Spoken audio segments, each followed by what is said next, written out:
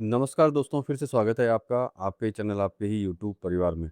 मखाने के ऊपर चर्चा करेंगे। मखाने में जो है किसी तरह की जो है ब यूँ समझ लीजिए कि ज़्यादा गतिविधियाँ नहीं हो रही हैं, भले एक स्तर के ऊपर जो है रुका हुआ है। तो क्या इसके अंदर जो है कहीं आगे जाकर के कोई तेज़ी इसके अंदर बनने वाली है, या फिर ये इसी स्तर के ऊपर चलेगा? और साथ में जो है ये जानने की कोशिश करेंगे कि भई आने वाली फसल से इसके ऊपर कोई प्रभाव पड़ेगा कि नहीं पड़ेगा? मतलब कि मखाने के ऊपर चर्चा करेंगे दोस्तों। लेकिन चैनल पर नए हैं तो वीडियो को लाइक और चैनल को सब्सक्राइब ज़रूर कर लीजिएगा। लगता हो शेयर के लायक है तो शेयर करना बिल्कुल भी मत भूलिएगा। तो देखिए, सबसे बड़ी चीज़ है कि अब हम लोग अगर सबसे पहले डोमेस्टिक की तरफ अगर चलते हैं, तो डोमेस्टिक के अंदर जो है खरीदारी धीमी है, ज़रूरत के अनुसार जो है कहीं न कहीं खरीदारी होते हुए दिख रही है।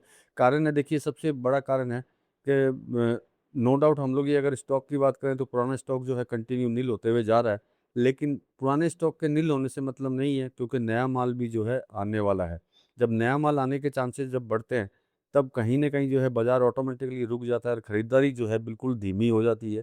और वही जो सिचुएशन जो है मखाने में अभी प्रेज़ेंट टाइम में चल रही है, खरीदारी जो है बहुत एक्सेस धीमी चल रही है।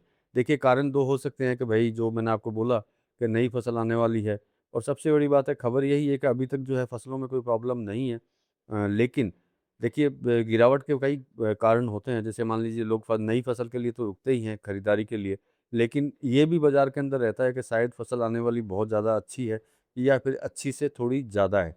तो इन्हीं कारणों की वजह से जो है ये कहीं न कहीं जो है रुका हुआ है। अब ये सोचते हैं कि भई इससे क्या कोई ज़बरदस्त गिरावट आ सकती है? तो देखिए, प्रेज़ेंट टाइम की सिचुएशन को देखते हैं, आज की अगर सिचुएशन को देखते हैं, तो कहीं ऐसा लगता नहीं है कि कोई ज़बरदस्त गिरावट इसके अंदर आ सकती है। लेकिन देखिए, गिरावट आ सकती है जब भी कोई नई फसल आती है, तो वहाँ पे करेक्शन जो है ऑटोमेटिकली बनते हैं।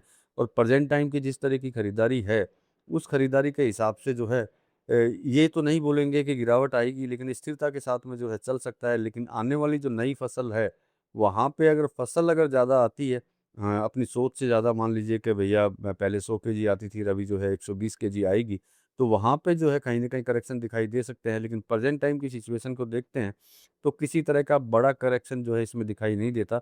स्थिरता के अंदर चलने के लिए जो है बिल्कुल तैयार है, स्थिरता के अंदर ही ये जो है चलने वाला है मखाना। और साथ में अगर निर्यात का अगर सपोर्ट मिल जाता है, तो हो सकता है अगर ज़्यादा फसल आए, उससे बाद में भी जो है कहीं न कहीं तेज़ रहने की उम्मीद जो है जागती है। अब देखिए, अब देखते हैं कि कितना एक्सपोर्ट होता है और कितना जो है डोमेस्टिक के अंदर खपत होता है।